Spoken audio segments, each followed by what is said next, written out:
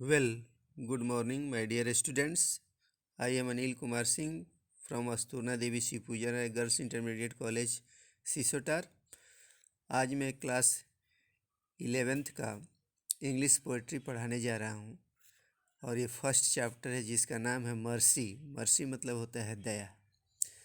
लेकिन ये William Shakespeare के द्वारा लिखी गई है, जिनका जन्म जो है 1564 में हुआ था और मृत्यु 1616 में हुआ था। और अबाउट द पोएम, पोएट, कवि के बारे में ये उनकी जीवनी दी गई है। अब इस जीवनी को बताने के पहले इसमें कुछ वर्ड्स दिए गए हैं जिसको ग्लोसरी बोलते हैं, शब्दकोश। इसको जानना बहुत ज़रूरी है। जैसे फॉर्चून्स मतलब संपत्ति, चाहे भाग्य भी होता है चाहे सितारा भी होता है। डेक्लिंड, डेक्लाइंड मतलब क्षीण होना, मतलब नष्ट हो जाना। बरीड मतलब दफन करना। प्राइमरली मतलब मुख्य रूप से। सुप्रीम मतलब श्रेष्ठ, चाहे उच्चतम चाहे महान। डेकोरेटिव मतलब अलंकारिक चाहे सजावटी। फोर्सफुल मतलब सशक्त, बलशाली, प्रभावी, जोरदार। वाइग्रस मतलब होता है दृढ़, कठिन, सख्त। कोटेड माने उद्धृत, चाहे भाव बताना चाहे पहले कही या लिखी गई बात को सही सही दोहराना। कोटेबल माने हवाला देने योग्य। ट्रेजडीज मतलब शोकपूर्ण घटना चाहे त्रासदियाँ। सोनेट्स मतलब होता है शोक गीत चाहे गथा चाहे गीत।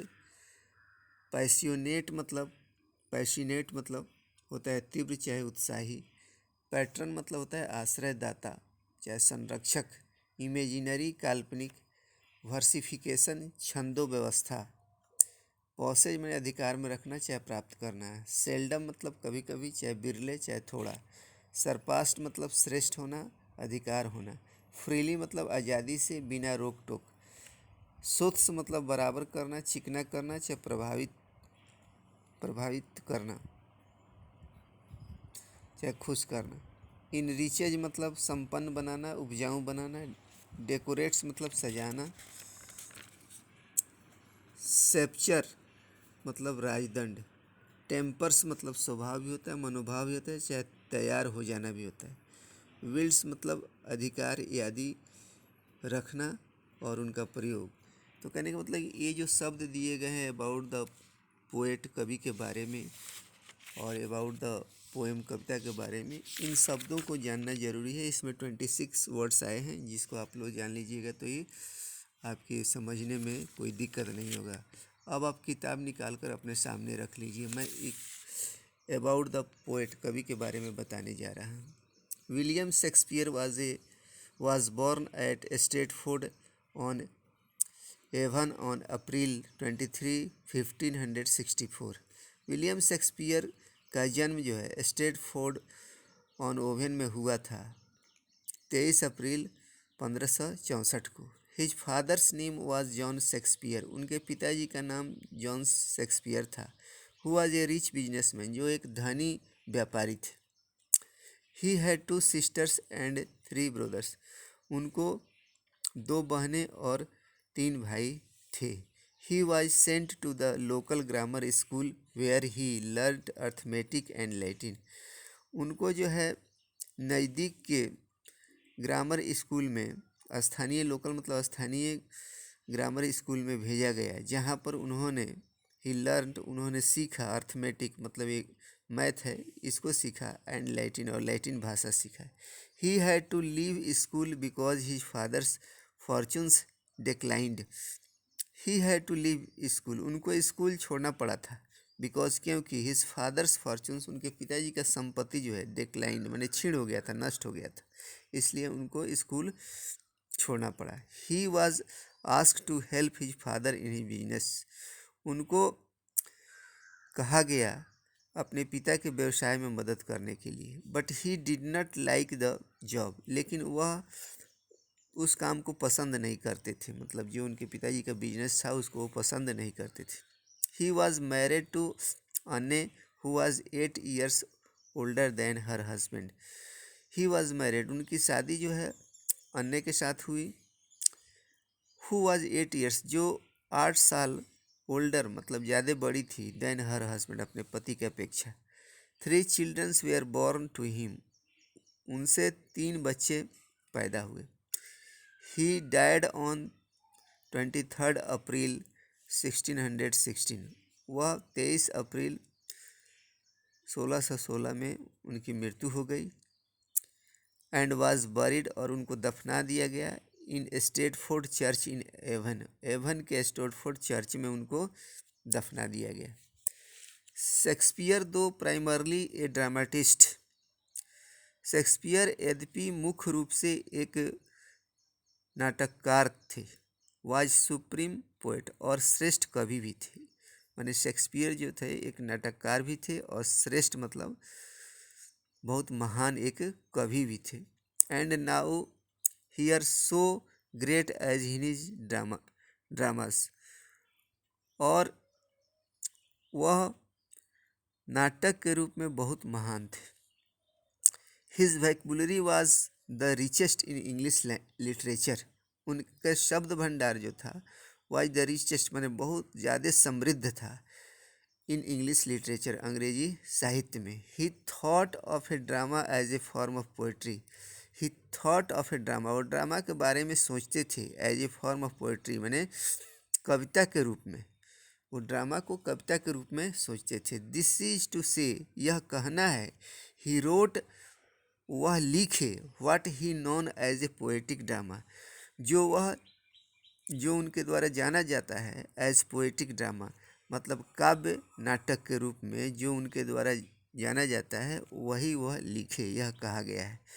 दो हिज स्टाइल वाज डेकोरेटिव, यद्यपि उनका तरीका जो था वो अलंकारिक था, मतलब खूब सजा धजा कर लिखने वाला तरीका था, अलंकारिक।